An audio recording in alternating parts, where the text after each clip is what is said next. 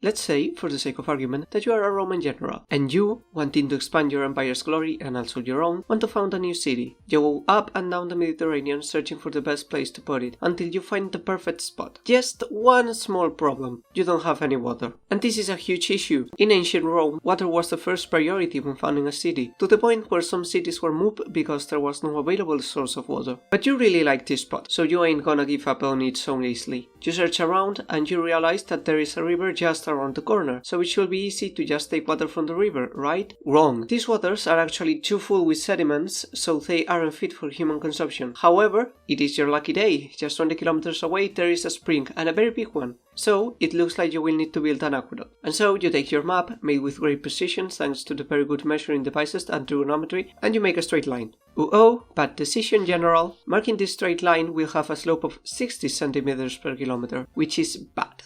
Let me teach you how to properly build an aqueduct before you go around saying it was alien technology. Oh no, wait, that only applies to black people. When making an aqueduct, you need to know that if your slope is inferior to 10 centimeters per kilometer, sand and other sediments will get stuck at the bottom of the aqueduct, rendering it useless in a few years. But if the slope is higher than 50 centimeters per kilometer, the water will come down with too much force, breaking the aqueduct's walls. So try to keep it between 10 and 50. Now, how do we know the exact path that we need to take to meet the requirement? Easy! Take a horizontal plane and make sure that both the spring and your city are within it. That gives us the next path. Let's start building. Wait, but how? Well, first, you'll need to open a ditch, then cover the base with stones and put Roman cement over it. Later, you install walls of stone and mortar, which are waterproof with another type of mortar. And you cover it with a roof of stone, with a barrel bolt to later cover it all under the dirt. So, done, right?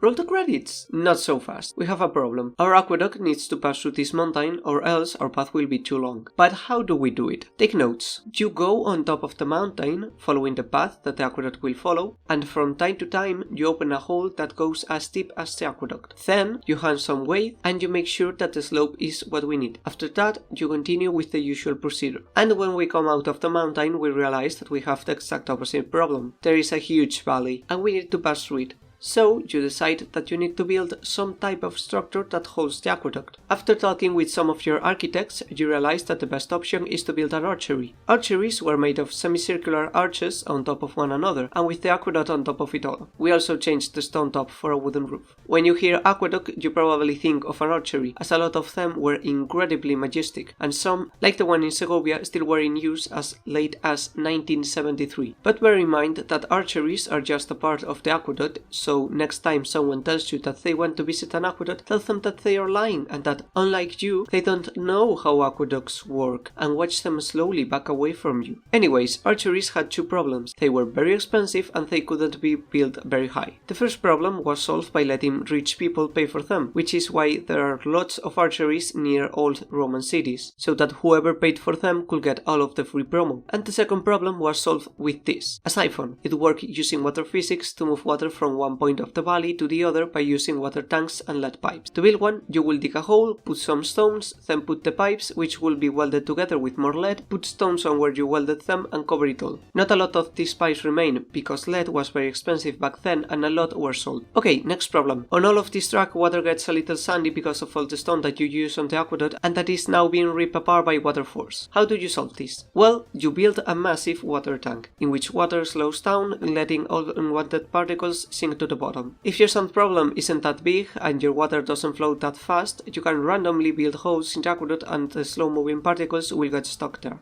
But this creates a new problem. What if we need to clean those holes? Well, lucky for you, aqueducts usually were big enough for someone to fit inside them. So all you need to do is build some places where you can strategically divert water flow and let the aqueduct drain, so a worker can go into it. You could also use them to get rid of water excess, as too much water flow can damage the aqueduct. Great, your aqueduct is now fully functional and your city is receiving all the water that it needs. But wait, what do we do with all of the water that people don't use? We can't just let it sit here, it will become stagnant water. Well, turns out Romans also realized this, so they used all of the excess water to clean their sewage system, meaning that Roman cities were also very resilient against some of the most common medieval plagues. Oh, and in case you are wondering, yes, wheels like this could also be used as seen in the Civilization 6 model for aqueducts. Oh, by the way, don't think that aqueducts were only used in cities, they were also used to bring water to great agricultural extensions and to gold mines, like in the Spanish mine of Asmedulas, a UNESCO World Heritage Site where entire mountains disappeared thanks to the power of aqueducts.